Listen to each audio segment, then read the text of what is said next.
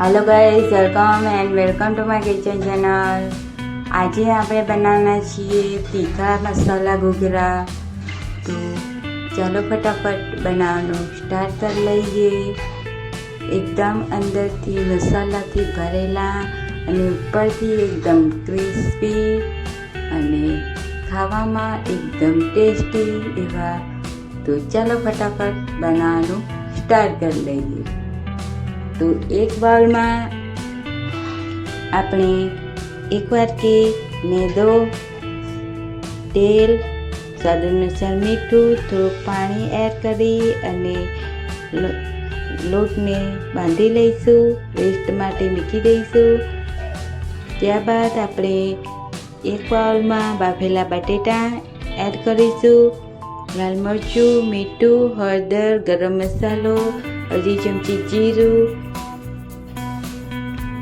1 चमची धाणा एड करी 1 चमची आदू मरचानी paste add करीशू अने बटेटाना मावाने एकदम सरस रीते मिक्स करी लईशू। आ रीते मसालाथी तो एकदम सरस रीते मिक्स थई गयुं छे।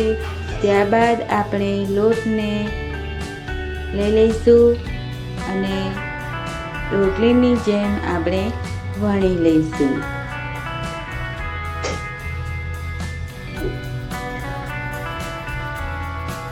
तो एकदम पातળી रोटली આપણી વણાઈ ગઈ છે આ રીતે। ત્યારબાદ મેં સ્ટફિંગને એડ કરીશું અને આપણે ઘૂઘરા મેકરથી આપણે આ રીતે ઘૂઘરા બનાવી લઈશું। તો બધા જ ઘૂઘરા આ રીતે હું બનાવી લઈશ।